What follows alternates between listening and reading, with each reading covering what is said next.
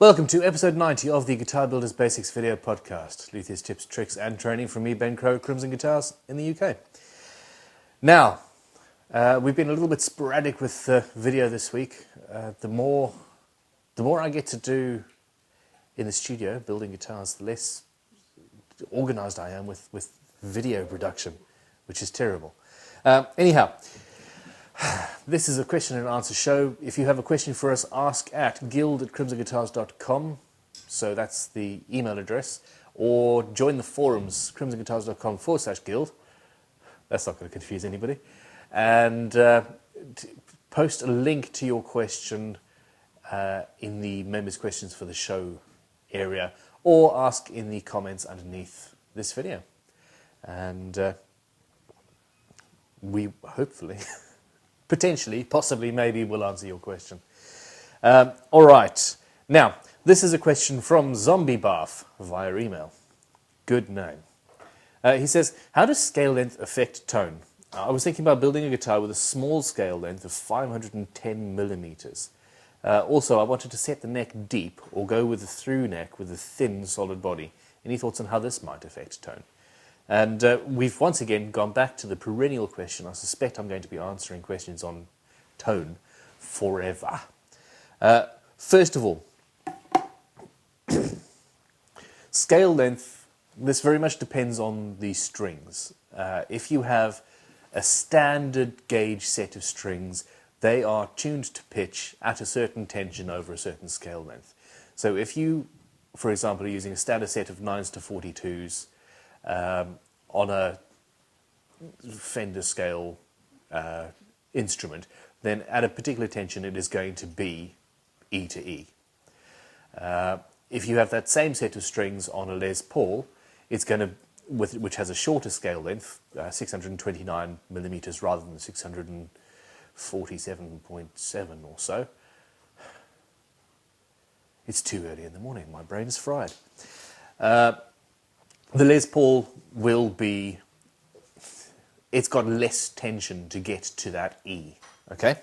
So if you're going for a 510 millimeter scale length with standard gauge strings, then the tension is going to be really, really strange. Really strange. A really, really, really short scale is going to end up with standard strings having a very, very muddy, undefined, thuddy sort of sound. Compress the hell out of a normal guitar kind of thing. Not very much sustain, and that's the answer to your question. A long scale length is a brighter, more defined tone with more tension, so it feels more positive under your hands. And a standard Gibson, for example, is warmer, slightly looser feeling because there's less tension required to get it up to an E, and or a standard note, for example. And it's a warmer, less defined tone, which obviously a lot of people will love. Go lower than that, then you're going to, in order to get a good sound, you're going to have to play around with the gauges of your strings. Instead of using a 9 to 42, you want to get a 6 to a 30 or something, for example. So it is possible by playing around with the recipe to get a very, very short scale length instrument that sounds good still. My children have got baby little ditty guitars that they don't sound good, but they've got a very short scale length and really thin strings that sort of have roughly the right sort of tension, and it can be done. And then you go into multi-scale length guitars and the like, where it becomes a bit more of a science. If you're interested in hearing me monologue about this a lot more, join the Guild as a premium member, and the first proper lecture series we're doing on guitar design has a whole video, sort of a 20-minute video, I think, 15-minute video. Anyway, me talking about scale length in great detail. Now, your next question was about set neck or through neck with a small body construction. Basically, you will probably end up The rule of thumb that everybody believes in and seems to be the general belief now,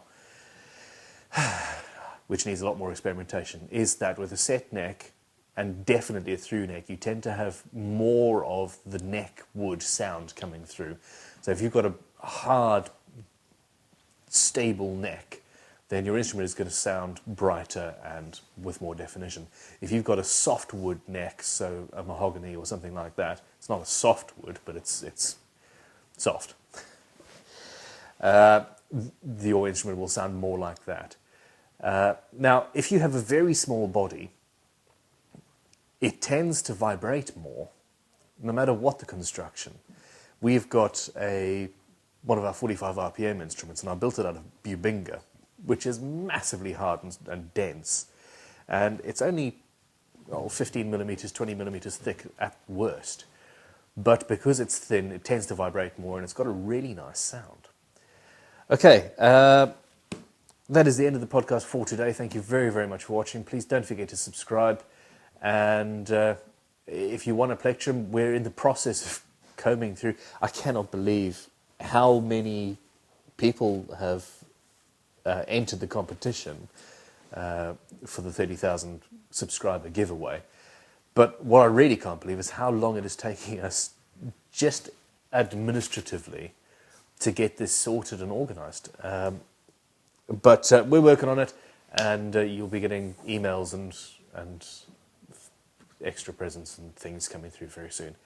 Thank you for watching. Don't forget to subscribe, all that jazz. Have an awesome day. I will see you tomorrow. Goodbye.